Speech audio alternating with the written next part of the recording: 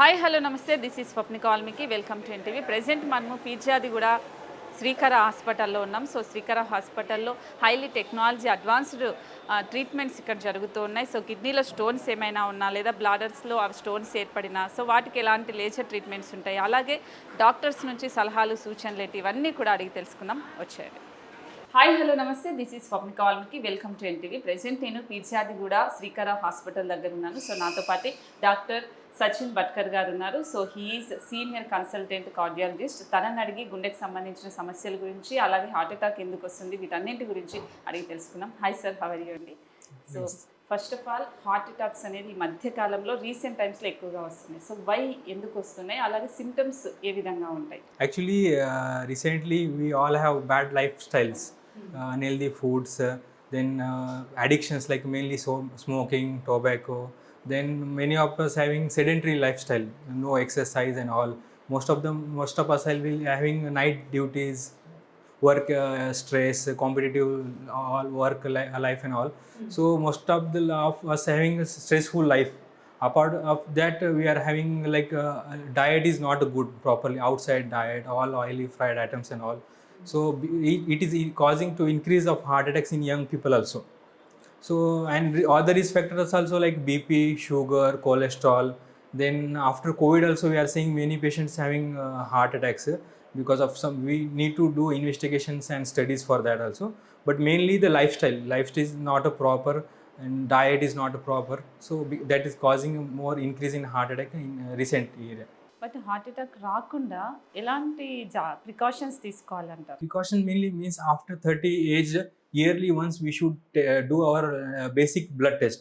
Like we should check our BP, sugar, cholesterol, and if anyone in our family is having heart problem, we should be more precautious. If any symptoms like any chest pain or breathing problem or any giddiness, we should consult the doctor. Get at least ECG, at least minimal simple ECG. It will give the idea.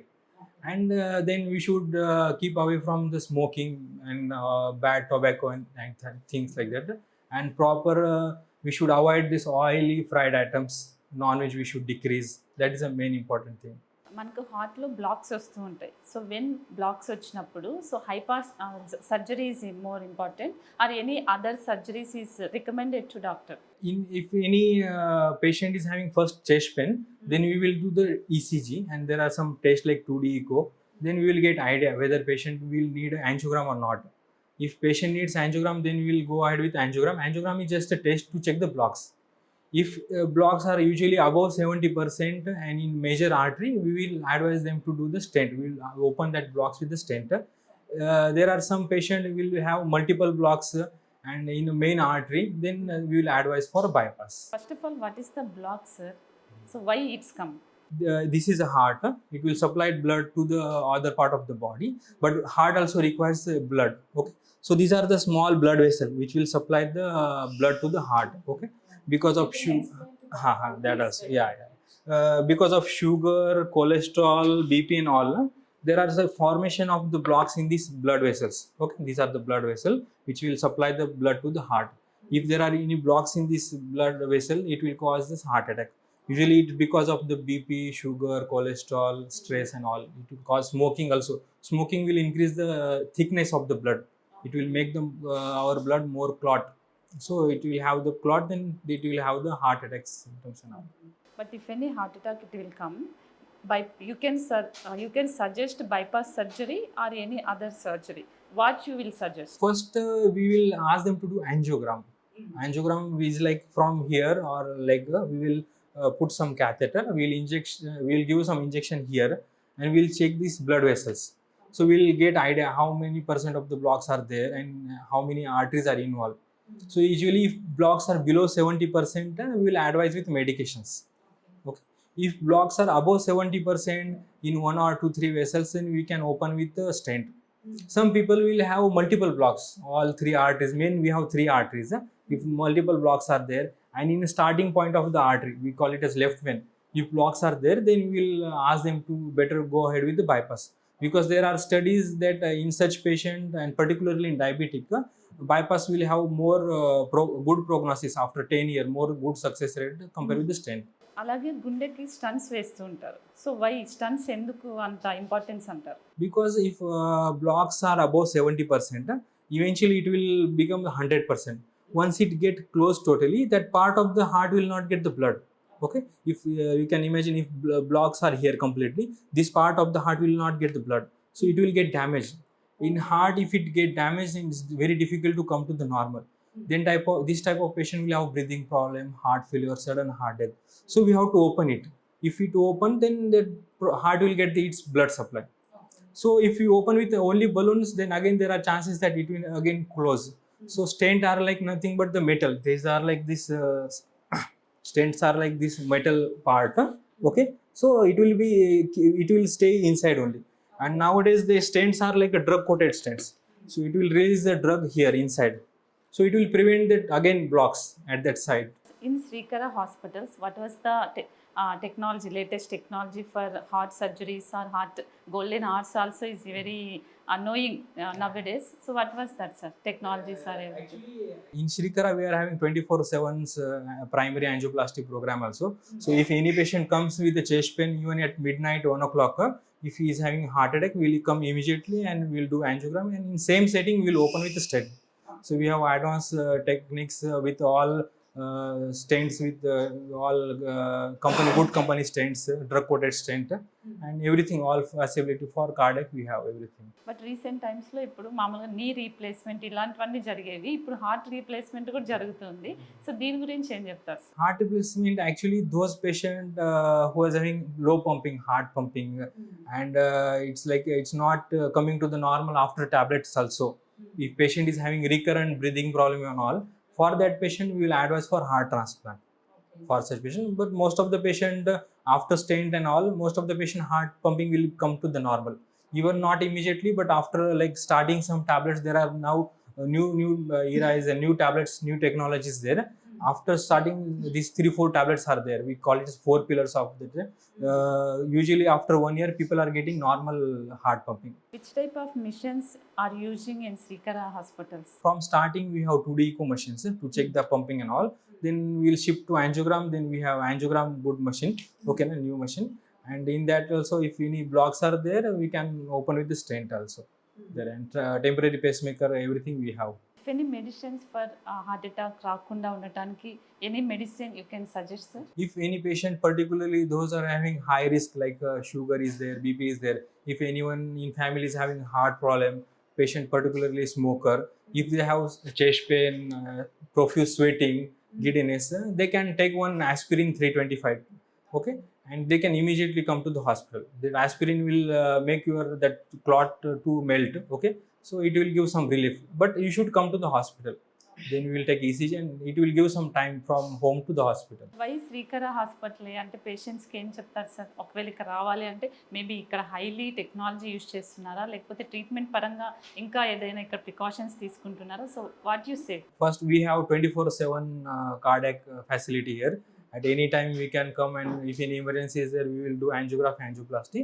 And we have advanced technology for all, and stents also, advanced stent, branded company stents are there.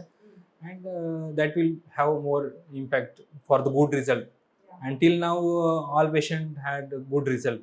Are you doing any heart replacement or transplantation? You did anything, sir? No, like I am interventional cardiologist, so we'll main focus on the angiography is angioplasty. For transplant, there is a different department, like cardiothoracic department, like bypass doctors. They will do this transplant and all. Thank you sir, thank you so much. That was doctor Sachin Bhatkar గారు. So ఎవరికైనా హార్ట్కి సంబంధించిన problems ఏమైనా ఉన్నా కూడా, so అలాగే ఈ మధ్య కాలంలో నీ రీప్లేస్మెంట్సే కాకుండా హార్ట్ ట్రాన్స్ప్లాంటేషన్స్ కూడా ఎక్కువగా జరుగుతున్నాయి. సో గోల్డెన్ అవర్ అనేది చాలా చాలా ఇంపార్టెంట్. సో చిన్నగా గుండెలో ఏదైనా నొప్పి వచ్చినా కూడా ఖచ్చితంగా వెళ్ళి డాక్టర్ని కన్సల్ట్ అవ్వండి. సో పీర్జాదిగూడలో శ్రీకర హాస్పిటల్ అనేది, సో దీనికి హైలీ ఎగ్జామినేషన్ చేసిన తర్వాతనే ట్రీట్మెంట్స్ ఇస్తూ ఉన్నారు కాబట్టి చాలా యూస్ఫుల్ అవుతుంది ఈ హాస్పిటల్కి వస్తే. కాబట్టి ఖచ్చితంగా ఇక్కడికి వచ్చి కన్సల్ట్ అవ్వండి. ప్రెసెంట్ నేను పీర్జాదిగూడ శ్రీకర హాస్పిటల్ దగ్గర ఉన్నాను. సో నాతో పాటు senior consultant neuro physician doctor Sushma Gaur గారు ఉన్నారు. తనడి మరిన్ని విషయాలు తెలుసుకుందాం. Hi ma'am. అండి. సో చాలా మందికి ఇప్పుడు బ్రెయిన్కి సంబంధించిన డౌట్స్ అనేది ఉన్నాయి. సో అసలు బ్రెయిన్ స్ట్రోక్ ఎందుకు వస్తుంది, ఎన్ని టైప్స్ ఉంటాయి అనేది ఒక డౌట్ ఉంది. సో ఏం చెప్తారు? Hello, this is doctor Sushma, consultant neuro physician, Srikara hospital, Peerzadiguda. అసలు స్ట్రోక్ అంటే ఏంటి అని అంటే మెడికల్ టర్మ్స్లో మేము సెరిబ్రోవాస్కులర్ యాక్సిడెంట్ అంటాము. అంటే బ్రెయిన్కి సప్లై చేసే బ్లడ్ ఏదైతే ఉందో ఆ రక్త ప్రసరణ ఎప్పుడైతే ఆగిపోతుందో బ్రెయిన్ యొక్క కణాలు చచ్చిపోతాయి అన్నమాట. అప్పుడు పేషెంట్కి స్ట్రోక్ వస్తుంది. అది అందులో 2 రకాలు ఉంటాయండి. ఒకటేమో బ్లడ్లో క్లాట్ అవ్వడం వల్ల వచ్చే స్ట్రోక్, ఇంకొకటేమో రక్తనాళాలు బీపీ ఎక్కువయ్యి రక్తనాళాలు చితికిపోవడం వల్ల వచ్చే స్ట్రోక్. సో అంటే ఒకటి హెమరేజిక్ స్ట్రోక్ అంటాము, ఇంకొకటేమో ఇష్కెమిక్ స్ట్రోక్ అని అంటాం.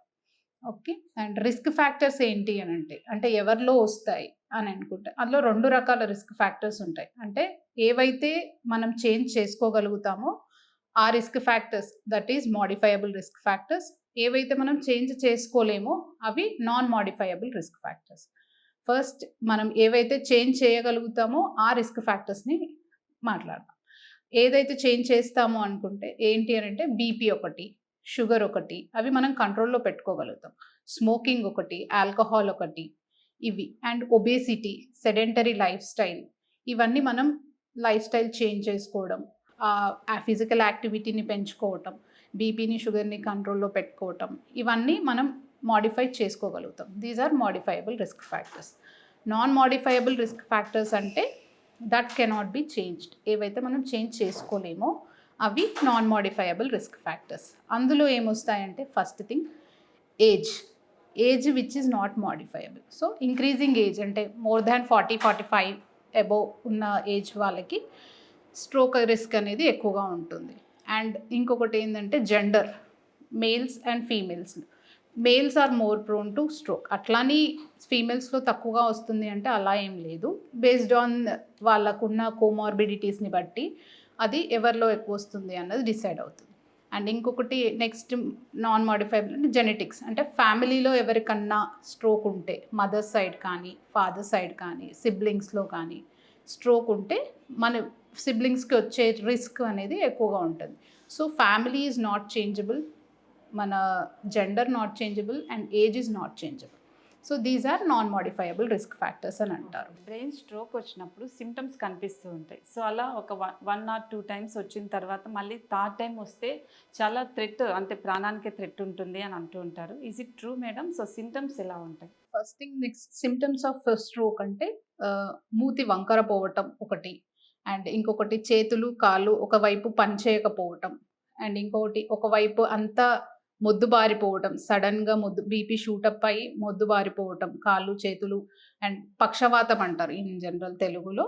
సో ఒకవైపు అంతా పెరాలసిస్ లాగా అసలు పని చేయకపోవడం అట్లా వస్తుంది. అండ్ కొంతమందికి మన బ్రెయిన్లో ఒక్కొక్క ఏరియా ఒక్కొక్క రకంగా పనిచేస్తుంది. సో ఏ ఏరియాలో అయితే మనకి బ్లడ్ క్లాట్ అవుతుందో ఆ ఏరియా చేసే ఫంక్షన్తో ఈ పేషెంట్స్ ప్రజెంట్ అవుతారు. అంటే కొంతమందికి మాటలు తొత్తరపోవటం, కొంతమందికి చదవటం ఇంతవరకు సరిగ్గా చదవడం వచ్చి సడన్గా పేపర్ చదవరాకపోవటం, ఇవన్నీ ఈ సిమ్టమ్స్తో ప్రజెంట్ అవుతారు పేషెంట్స్. సో నార్మల్గా బ్రెయిన్కి సంబంధించి ఏదైనా స్ట్రోక్స్ వచ్చినప్పుడు సో ఇక్కడ ఎలాంటి ట్రీట్మెంట్ జరుగుతుంది? స్ట్రోక్ అనేది it is an medical emergency.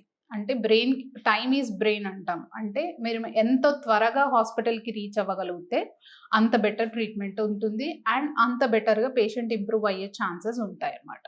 So ఏంటి అని అంటే ఫస్ట్ మనకు బ్రెయిన్లో అంటే మాట తొత్తరపోయినా, మూర్తి వంకరపోయినా, చేతులు కాళ్ళు సరిగా లేపటం రాకపోయినా, పని చేయట్లేదు అనిపించినా, ఒకవైపు అంతా తిమ్మిరిలాగా మంటలు కానీ తిమ్మిర్లు కానీ మొద్దుబారినట్టుగా అనిపించిన సడన్గా, సో వెంబడే వితిన్ 1 hourలో హాస్పిటల్ రీచ్ అయ్యేలాగా ఉంటే బెటర్. దీన్ని గోల్డెన్ పీరియడ్ అంటే యూజువల్గా పేషెంట్స్కి ఏదైతే బ్లడ్ క్లాట్ అయ్యి వచ్చే స్ట్రోక్స్లో యూజువల్గా మేము థ్రాంబోలైటిక్ ఏజెంట్స్ అని ఉంటాయి. సో ఆ క్లాట్ని కరిగించడానికి యూజ్ చేసే మెడికేషన్ అన్నమాట. అది యాజ్ పర్ గైడ్ లైన్స్, మాకుండే గైడ్ లైన్స్ ప్రకారం ఎంత లోపు ఇవ్వాలి అంటే 3.5 hours లోపు ఇస్తే బెటర్ రిజల్ట్ ఉంటుంది. సో 3.5 to 4.5 వరకు కూడా ఎక్స్టెండ్ చేయొచ్చు. సో యాజ్ సూన్ యాజ్ పేషెంట్కి స్ట్రోక్ సిమ్టమ్స్ రాగానే వెంబడే హాస్పిటల్కి రీచ్ అవుతే తనకి వాళ్ళ కండిషన్ని బట్టి వాళ్ళ క్రైటీరియాలో ఫిట్ అవుతున్నారో లేదో చూసుకొని దాన్ని బట్టి ఇక్కడ శ్రీకర హాస్పిటల్లో మేము థ్రాంబోలైటిక్ థెరపీ ఇవ్వడం జరుగుతుంది. ఓకే, ఆ థ్రాంబోలైసిస్ చేసిన తర్వాత అసలు 0 పవర్ ఉన్న పేషెంట్స్ కూడా, అంటే చేతు కాళ్ళు సడన్గా లేపడం రాకపోయిన పేషెంట్స్ కూడా within half an hour to 1 hour up to 20 ఇట్లా అబ్జర్వేషన్ చేసుకుంటూ వెళ్తాము.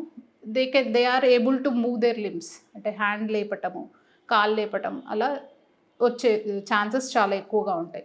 సో ఈ గోల్డెన్ అవర్ని, ఈ గోల్డెన్ పీరియడ్ని అందరికీ తెలియజేస్తే బెటర్గా ఉంటుంది, మీకు తెలిసిన చుట్టుపక్కల ఉన్న వాళ్ళకి. సో వెంబడే they can reach the hospital and get the exact correct treatment for them. But progresses ఎప్పుడు చేస్తారు మ్యామ్? ఈ ట్రీట్మెంట్ అయిన తర్వాత బేసిక్ థింగ్ ఏంటి అని అంటే రీస్ట్రోక్ ప్రివెన్షన్ అంటే మళ్ళీ రాకుండా ఉండడం is the main thing. First thing ఇప్పుడు వచ్చిన దాన్ని ఇంప్రూవ్ చేయటం, ఆ ఇంప్రూవ్మెంట్ అయిన తర్వాత life long they have to be on medications, మందులు వాడి మళ్ళీ రాకుండా ఉండడం చేయడం. యాక్చువల్లీ స్ట్రోక్ పేషెంట్స్కి main thing is after getting treated for the stroke for the first time, if at all the patient has the stroke, ఇప్పుడు first time stroke వచ్చింది, ఆ ట్రీట్మెంట్ అయిపోయిన తర్వాతకి next main thing is prevention. అది ఎలా అంటే they have to be BP, sugar ఇవన్నీ కంట్రోల్లో పెట్టుకొని లైఫ్ స్టైల్ చేంజెస్ చేసుకొని and what are the medications ఏవైతే మేము ప్రిస్క్రైబ్ చేస్తామో అవన్నీ కరెక్ట్ టైంలో కరెక్ట్గా వాడుకుంటే వాళ్ళకి మళ్ళీ సెకండరీ ప్రివెన్షన్ అంటే మళ్ళీ రాకుండా ఉంటుంది. So that is the main thing for treatment. And one more thing is as soon as మనకి పేషెంట్ ఈ థ్రాంబోలైటిక్ థెరపీ కానీ ఈ first 3 to 5 days stroke period అయిపోయిన తర్వాత ఫిజియోథెరపీ పవర్ ఇంప్రూవ్ అవ్వటానికి, ఇప్పుడు ఏదైతే పవర్ 0 ఉంది, చెయ్యి లేపలేకపోతున్నారు, కాళ్ళు లేపలేకపోతున్నారు, సో వాటికి ఏం చేస్తాము అంటే ఫిజియోథెరపీ చేయిస్తారు. ఆ ఫిజియోథెరపీ చేయిస్తే ఫస్ట్ 3 to 6 months ఏవైతే ఉందో that is a very important period. So ఆ టైంలో వాళ్ళకి ఎంత ఇంప్రూవ్మెంట్ ఉంటుందో ఫిజియోథెరపీ వల్ల, ఆ ఇంప్రూవ్మెంటే most of the lifetime అంతా వాళ్ళు ఆ ఇంప్రూవ్మెంట్తో ఉంటారు. సో ఏదైతే ఈ ట్రీట్మెంట్ ఎంత ఇంపార్టెంటో physiotherapy after the medication, physiotherapy is also that important. So ఆ 3 to 6 months period it is very crucial అన్నమాట. బట్ అలాగే బ్రెయిన్కి సంబంధించి ఇప్పుడు మతిమరుపు వస్తుందని లేదా జ్ఞాపక శక్తి తగ్గిపోతుంది అని, సో ఎలాంటి టైంలో తెలుస్తుంది మేడం? మీరు ఎలా నిర్ధారిస్తారు అసలు ఎవరైనా ఒక పేషెంట్ వచ్చినప్పుడు? మతిమరుపు అనేది యూజువల్గా ఏ పేషెంట్స్కి వస్తుంది అని అంటే, ఇప్పుడు స్ట్రోక్ ఒక 3 to 4 times వచ్చిన పేషెంట్స్కి ఏదైతే బ్రెయిన్లో మెమరీ కంట్రోల్ చేసే ఏరియాలో స్ట్రోక్ వచ్చింది అనుకోండి, వాళ్ళకి మతిమరుపు వచ్చే ఛాన్స్ ఉంటుంది. అండ్ నార్మల్ పేషెంట్స్కి మతిమరుపు అంటే ఆఫ్టర్ 65-70 years దాటిన తర్వాత. అది నాట్ ఓన్లీ అంటే ఖచ్చితంగా 65-70 years తర్వాతనే వస్తుందా అంటే అలా ఏముండదు. Based on life style of patient. First తనకి బీపీ లేకుండా, షుగర్ లేకుండా, హెల్దీ డైట్ ఫాలో అవుతూ, ఫిజికల్ యాక్టివిటీ మంచిగా ఉంటూ, ఏ అలవాట్లు లేకుండా ఉండి ఎవ్రీథింగ్ ఈజ్ గుడ్ అన్నప్పుడు వాళ్ళకి ఈ బ్రెయిన్ సెల్స్ అనేది చురుగ్గా పనిచేస్తాయి. సో అది వాళ్ళకి మతిమరుపు అనేది ఇంకా డిలే అవ్వచ్చు, 70 తర్వాత 80 తర్వాత అలా వచ్చే ఛాన్స్ ఉంటుంది. ఇది ఎందుకు వస్తుంది అంటే నార్మల్గా 2 రకాలు ఉంటాయండి, pathological dementia, age related dementia. Pathological dementia అంటే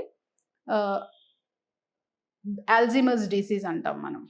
అది ఎలా వస్తుంది అని అంటే అది బ్రెయిన్లో ఒక పెథాలజీ, ఏదైతే మెమరీ ఏరియా ఉంటుందో ఆ మెమరీ ఏరియాలో మెల్లమెల్లగా నరాలు అనేవి క్షీణించుకుపోతాయి ఈ పేషెంట్స్లో. ఇది యూజువల్గా 60 ఏళ్ళు దాటిన వాళ్ళకి వస్తుంది అనమాట. సో అది 60 ఏళ్లలో వస్తుంది ఆల్జీమర్స్. ఇది ఏజ్ రిలేటెడ్ వచ్చేది around based on their habits and all those things around 70-75 తర్వాత అలా మతిమరుపు వస్తుంది. సో దేనికైనా మన అలవాట్లు, మన physical activity and what we eat అనేది వెరీ ఇంపార్టెంట్. సో అవి అన్నీ కరెక్ట్గా ఉంటే they will delay in memory impairment ఉంటుంది. బట్ ఏదైనా రిస్క్ ఫ్యాక్టర్ ఉన్నప్పుడు ఒకవేళ వాళ్ళకి సర్జరీ చేయాల్సి వస్తుంది. సో అలాంటి టైంలో శ్రీకర హాస్పిటల్లో ఉన్న టెక్నాలజీ గురించి, ఇక్కడ ఉన్న ఎక్విప్మెంట్ గురించి ఒకసారి చెప్పండి. స్ట్రోక్లో కొంతమందికి రక్తనాళాలు చితికి బ్లీడ్ అవుతుందండి. ఆ బ్లీడ్ అయినప్పుడు బ్రెయిన్లో ప్రెషర్ పెరుగుతుంది. సో ప్రెషర్ పెరిగినప్పుడు ఆ ప్రెషర్ తగ్గించడానికి డీకంప్రెసివ్ క్రేనియోటమీ అనేది that is an emergency procedure అన్నమాట. ఆ డీకంప్రెసివ్ క్రేనియోటమీ ఇక్కడ శ్రీకర హాస్పిటల్స్లో వెంబడే జరుగుతుంది. Neuro surgeon will take up the case and they will plan for decompressive craniotomy. అది life saving surgery mainly, that is for life saving. So that ఆ pressure increase అవ్వకుండా brain యొక్క సెల్స్ కంప్రెస్ అవ్వకుండా ఉండటానికి అది పనిచేస్తుంది అలా. బట్ ఇప్పుడు నరాల బలహీనత అని కూడా చాలామంది అంటూ ఉంటారు. సో అలా నరాల బలహీనత వచ్చినప్పుడు స్ట్రోక్ వచ్చే అవకాశం ఏమైనా ఉంటుందా? దానివల్ల రిస్క్ ఫ్యాక్టర్ ఏమైనా ఉంటుందా? నరాల బలహీనత that is a vague term అండి. అంటే that is not actually that is vague thing. నరాల బలహీనత అంటే జనరలైజ్డ్ వీక్నెస్ లాగా కూడా కన్సిడర్ చేయొచ్చు. దానికి స్ట్రోక్కి అయితే సంబంధం లేదు.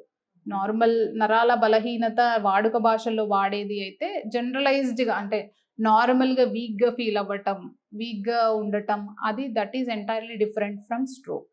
So what I want to say is as soon as stroke occurs, stroke అని తెలిసిన వెంబడే టైం వేస్ట్ చేయకుండా వెంబడే శ్రీకర హాస్పిటల్ దగ్గరలో ఉన్న ఈ శ్రీకర హాస్పిటల్ పిర్జాదిగూడకి వస్తే విత్ ఇన్ 1 hourలో మేము ఎంఆర్ఐ చేయించుకొని కన్ఫర్మ్ చేసుకొని స్ట్రోక్ ఉందా లేదా అని చూసుకొని వెంబడే థ్రాంబోలైటిక్ ఏజెంట్స్ ఇస్తాము. సో దట్ పేషెంట్ బెటర్గా మొబిలిటీ ఉంటుంది. వాళ్ళ యాక్టివిటీస్, డైలీ యాక్టివిటీస్ ఇంతకుముందుకు ఎలా చేసుకునే వాళ్ళో అలా చేసుకునే పరిస్థితి ఉంటుందన్నమాట. So what I want to say people is to recognise, బేసిక్గా ఏంటి అంటే వెంబడే రికగ్నైజ్ అవ్వగానే హాస్పిటల్కి తీసుకురావడం important. Thank you ma'am, thank you so much.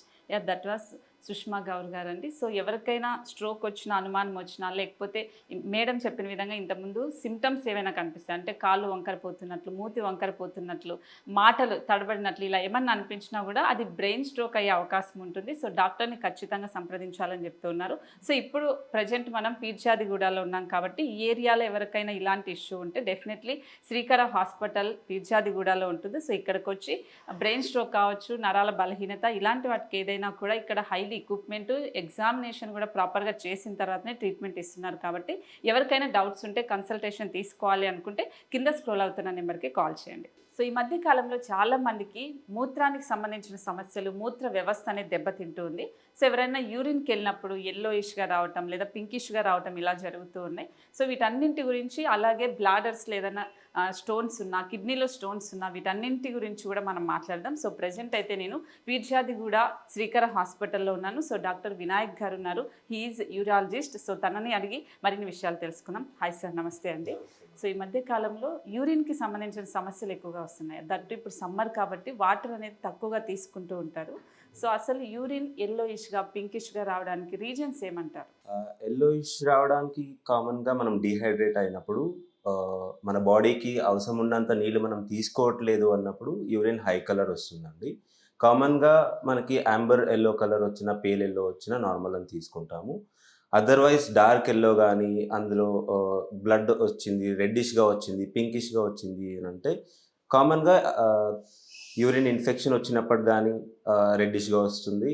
Stones ఉన్న కొంతమందికి పెయిన్తో పాటు రెడ్గా యూరిన్ వస్తుంది. అది కాకుండా మ్యాలిగ్నెన్సీస్ అంటారు, బ్లాడర్లో కానీ, కిడ్నీలో కానీ, కిడ్నీ నుంచి బ్లాడర్కి వచ్చే ట్యూబ్లో కానీ మ్యాలిగ్నెన్సీస్, క్యాన్సర్ లాంటి గడ్డలు ఏదైనా ఉన్నా మనకి పింకిష్ కానీ, రెడ్డిష్ కానీ యూరిన్ వస్తుంది. బట్ శ్రీకర హాస్పిటల్లో ఇలా దీనికి సంబంధించిన అంటే ఏదైనా కిడ్నీలో స్టోన్స్ ఉన్నా, లేకపోతే ఏదైనా వేరే ప్రాబ్లమ్స్ ఏమైనా ఉన్నా కూడా ఇక్కడ ఎలాంటి మిషన్స్ యూజ్ చేస్తారు సార్? లేజర్ ట్రీట్మెంట్ ఎలా ఉంటుంది ఇక్కడ? శ్రీకర పీర్జాదిగూడ బ్రాంచ్లో మనకి స్టోన్ రిలేటెడ్ అన్ని ఫెసిలిటీస్ ఉన్నాయండి.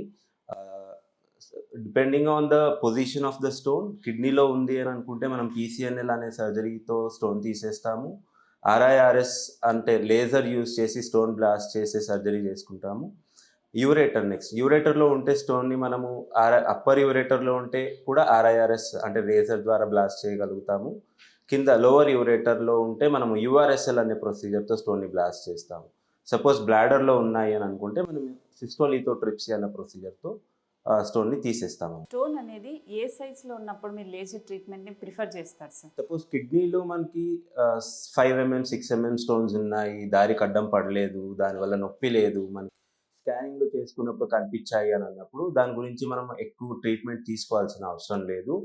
ఆ, తప్పితే వాటర్ ఎక్కువ తీసుకోవడం గురించి మనం కామన్గా కన్సిడర్ చేసుకోవాల్సి ఉంటుంది. ఇదే 5 mm 6 mm స్టోన్ కిందికి జారి యూరేటర్లో వచ్చింది అని అనుకుంటే మనకి అప్పుడు పెయిన్, వామిటింగ్స్ అనే సిమ్టమ్స్ కనిపిస్తాయి అన్నమాట. So less than 5 mm stone in the lower ureter మనము పాస్ అవుతాయి అని ఎక్స్పెక్ట్ చేస్తాము. More than 5 mm 6 mm 7 mm ఉన్న స్టోన్ని మనము బ్లాస్ట్ చేసుకోవాల్సి వస్తుంది. ఫ్యూచర్లో యూరిన్ సమస్యలు రాబోతూ ఉన్నాయి, సో ఏదైనా ప్రాబ్లమ్స్ రాబోతున్నాయి బ్లాడర్లో కావచ్చు, ఇలా అన్నప్పుడు ఎలాంటి సిమ్టమ్స్ కనిపిస్తాయి డాక్టర్? కామన్గా యూరిన్ ఇన్ఫెక్షన్ ఉంటే మనకి ఫ్రీక్వెన్సీ అన్నది ఉంటుంది, అంటే ఎక్కువ సార్లు వెళ్ళడం, more than 8 times in a day. And దాంతోపాటు యూరిన్లో మంటగా ఉంటుందన్నమాట, బర్నింగ్ సెన్సేషన్ అని అంటారు. అది కాకుండా కొంతమందికి ఇన్ఫెక్షన్ ఎక్కువ అయినప్పుడు స్మెల్ కూడా వస్తుంది, కొంతమందికి రెడ్డిష్గా యూరిన్ పాస్ అవుతుంది. అది కాకుండా స్టోన్స్, ఇప్పుడు సమ్మర్ కాబట్టి స్టోన్ వల్ల కూడా మనకి కడుపు నొప్పి, వామిటింగ్స్తో పాటు యూరిన్లో మంట కూడా కనిపించే అవకాశం ఉంటుంది. కిడ్నీలో స్టోన్స్ ఉన్నప్పుడు చాలా 3 mm ఇలా ఉన్నప్పుడు వాటర్ ఎక్కువగా తీసుకుంటే ఆ స్టోన్స్ వెళ్ళిపోతాయి అని చెప్తూ ఉంటారు. So is it true sir? అలా వెళ్ళే అవకాశం ఉంటుందంటారా? స్టోన్స్ దారికొచ్చి పడిపోయే అవకాశం ఉంటుందండి, కానీ కామన్ మిస్కన్సెప్షన్ ఏంటి అంటే మనకి స్టోన్స్ కరిగిపోతాయి అని. మన హ్యూమన్ బాడీలో 90% of the stones are made up of calcium. Calcium stones కరిగే అవకాశాలు ఉండదు. వేరే 5% స్టోన్స్ ఏముంటాయి, యూరిక్ యాసిడ్ స్టోన్స్ అని అంటారు, అవి మాత్రమే కరిగిపోయే అవకాశాలు ఉంటాయి. సో మోర్ దెన్ 90% స్టోన్స్ మనకి కాల్షియం స్టోన్స్ కాబట్టి అవంతకవే కరిగిపోవు. దారికి అడ్డం వస్తే చిన్నగా సైజు ఉన్నప్పుడు అదంతకదే యూరిన్లో పాస్ అయిపోతాయి. బట్ రీసెంట్గా మనం ఆర్టీసీ ఎక్స్ రోడ్ దగ్గర కూడా యూరాలజిస్ట్ని కలిసాం. సో అక్కడ కూడా అక్కడున్న బ్రాంచ్లో కూడా సో ఎంతో అడ్వాన్స్డ్ టెక్నాలజీ యూస్ చేస్తున్నారని తెలిసింది. సో ఇక్కడ మనం ఇప్పుడు ఫిర్యాదిగూడలో ఉన్నాం కాబట్టి ఇక్కడ ఎలాంటి టెక్నాలజీ యూస్ చేస్తున్నారు అనేది ఒకసారి చెప్పండి సార్. మనకి ఎండోస్కోపీ ద్వారా మనకి most of the stone procedures అవుతాయండి, సర్జరీస్ అవుతాయి. కామన్ రీసెంట్లీ మనము లేజర్ సర్జరీ కూడా చేస్తున్నాము. ఇక్కడ లేజర్ ద్వారా మనం స్టోన్ని బ్లాస్ట్ చేస్తున్నాము. దీని అడ్వాంటేజ్ ఏంటి అంటే మనకి బ్లడ్ లాస్ ఉండదు, బాడీలో ఎక్కడ హోల్ పెట్టి మనము స్టోన్ బ్లాస్ట్ చేయాల్సిన అవసరం ఉండదు. ఇంకా పేషెంట్కి పోస్ట్ ఆపరేటివ్ రికవరీ కూడా ఈజీగానే అయిపోతుంది. శ్రీకర హాస్పిటల్ అంటేనే సో పేషెంట్స్కి నమ్మకం. సో ఆ నమ్మకాన్ని డెఫినెట్లీ కలిగిస్తూ ఉన్నారు సో 10 yearsగా. సో సక్సెస్ఫుల్గా రన్ అవుతూ వస్తుంది. సో అలాగే మీ దగ్గరకు వచ్చిన పేషెంట్లలో సో హెవీగా అంటే ఈ పర్సన్కి ఇంత హెవీగా చేయాల్సి వస్తుంది, సర్జరీ కావచ్చు, what ever it may be treatment, అలాంటి ఒక ఎక్స్పీరియన్స్ ఏదైనా షేర్ చేసుకోండి. About couple of months back ఒక సర్జరీ చేశామండి. వాళ్ళు ఆంధ్ర నుంచి వచ్చారు, అక్కడ సర్జరీకి వెళ్ళి ఫెయిల్ అయ్యింది అని వాళ్ళు చెప్పారు. సో అక్కడ ఏదో హాస్పిటల్కి వెళ్ళారు, అడ్మిట్ అయ్యారు, సర్జరీ ఆపరేషన్ థియేటర్ దగ్గరికి కూడా వెళ్ళారు. సో రిటర్న్ తీసుకొచ్చారు, మన దగ్గర ఈ పరికరాలు లేవు అని చెప్పి. తనకి ఉన్నది అబౌట్ 5 cm కిడ్నీ స్టోన్ అండి. సో ఆ పేషెంట్కి మనము 1 or 2 daysలోనే మనం అడ్మిట్ చేసుకొని ఇవాల్యుయేట్ చేసి సర్జరీ కూడా ఇమ్మీడియట్గా చేసేసాము. స్టోన్ క్లియర్ అయిపోయింది. సో నెక్స్ట్ డే తను డిశ్చార్జ్ కూడా అయిపోయారు. బట్ అంటే ఒకసారి ట్రీట్మెంట్ అయిపోయింది, ఇప్పుడు laser treatment what ever it maybe ఇచ్చారు, సర్జరీ ఎనీథింగ్, సో మళ్ళీ కిడ్నీ స్టోన్స్ వచ్చే అవకాశం ఉంటుందంటారా? ఉన్న స్టోన్స్ తీయడానికి మాత్రమే. సో ఫ్యూచర్లో స్టోన్స్ రావు అని కాదు. సో రాకున్నట్టుగా మనం చూసుకోవాలి అని అనుకుంటే మనము వాటర్ ఎక్కువ తీసుకోవడం కానీ, కొన్ని ఫుడ్ హ్యాబిట్స్ చేంజ్ చేసుకోవడం కానీ, ఇంకా బరువు ఎక్కువ ఉంటే బరువు తగ్గాలి, బీపీ షుగర్ ఉంటే మనం అవి కంట్రోల్లో పెట్టుకోవాలి. ఇవన్నీ చిన్న చిన్న ఫ్యాక్టర్స్ అవుతాయి కానీ స్టోన్ ఫార్మ్ అవ్వడానికి ఇవి హెల్ప్ చేస్తాయి అన్నమాట. సో బేసిక్లీ వాటర్ ఎక్కువ తీసుకోవడం మీద మనం కాన్సన్ట్రేట్ చేసుకోవాలి. కిడ్నీ స్టోన్స్ అనేది సో కిడ్నీ నుంచి మళ్ళీ బ్లాడర్లోకి వెళ్ళే ఛాన్సెస్ అనేది చాలా తక్కువ, రేర్ కేసులో చూస్తూ ఉంటాం. సో ఎందుకు అలా జరుగుతుంది అంటారు? కిడ్నీలో ఏది రెడీ అయినా అది బ్లాడర్ ద్వారానే బయటికి రావాలి. యూరిన్ కావచ్చు, చిన్న స్టోన్స్ కావచ్చు. సో అదే కిడ్నీలో ఫార్మ్ అయిన స్టోన్ మన బాడీ ద్వారా బయటికి రావాలి అని అంటే బ్లాడర్కి వచ్చేసి యూరిత్రా ద్వారానే బయటికి రావాలి, మూత్రం వచ్చే దారి నుంచే బయటికి రావాలి. అదే స్టోన్ చిన్నగా ఉంది, 3 mm 4 mm 5 mm స్టోన్ వరకు కూడా ఇలా దారికి వచ్చిన స్టోన్స్ పడిపోయే అవకాశాలు ఉంటాయి. నార్మల్గా ప్రోస్టేట్ గ్రంథి అనేది స్వెల్లింగ్ అవుతూ ఉంటుంది. అసలు ఎందుకు అవుతుంది డాక్టర్? ప్రోస్టేట్ అన్న గ్రంథి మగవాళ్ళలో ఉంటుందండి. మోర్ దెన్ 45-50 ఇయర్స్ వాళ్ళకి ఇది ఏజ్‌తో పాటు పెరిగే గ్రంథి. ప్రాబ్లమ్ వచ్చి పెరిగేది కాదు. నార్మల్ ఫిజియోలాజికలీ మన గ్రంథి అన్నది పెరుగుతూ ఉంటుందన్నమాట. సో, ఈ గ్రంథి పెరగడం వల్ల ఇబ్బంది స్టార్ట్ అవుతుంది. ఏంటి అంటే మళ్ళీ మళ్ళీ యూరిన్‌కెళ్ళడము, దార సన్నగా పడ్డము, దార కాళ్ళ దగ్గరే పడ్డము, తట్టుకుంటూ వచ్చినట్టు అనిపిస్తుంది. కొంతమందికి యూరిన్ కంప్లీట్‌గా పాస్ అవ్వలేదేమో అనిపించే ఫీలింగ్ ఉంటుంది. సో, ఇలాంటి సింప్టమ్స్ ఉన్న పేషెంట్స్ యూరాలజిస్ట్‌ని కన్సల్ట్ చేసి అవసరం ఉన్న స్కానింగ్ అది చేయించుకొని ట్రీట్మెంట్ తీసుకోవాల్సి ఉంటుంది. బట్ నార్మల్గా కొంతమందికి జస్ట్ ఏదో కిడ్నీ దగ్గర పెయిన్ వస్తేనే అమ్మో స్టోన్స్ వచ్చేసాయేమో అని ఫీల్ అయిపోతూ ఉంటారు.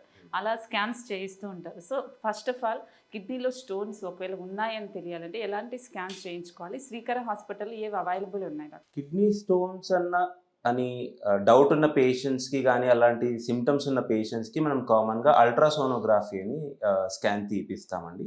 అది బేసిక్ ఇన్వెస్టిగేషన్ అనమాట.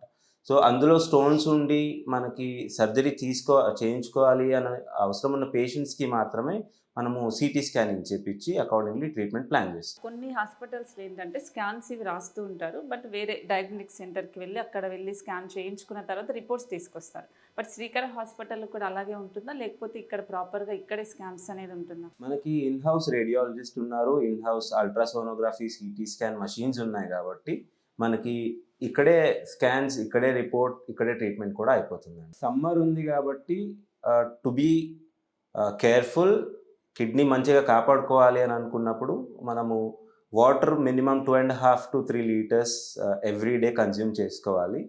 చిన్న ఏదైనా యూరిన్‌లో ప్రాబ్లమ్ కనిపించినా అది చిన్నదే కదా తగ్గిపోతుంది టాబ్లెట్స్ వేసుకోవడం వల్ల అని అనుకోకుండా మనకి ఇప్పుడు ప్రెజెంట్ సమ్మర్‌లో మార్చ్ మొత్తం శ్రీకర హాస్పిటల్‌లో ఫ్రీ యూరాలజీ కన్సల్టేషన్ క్యాంపెయిన్ ఉంది.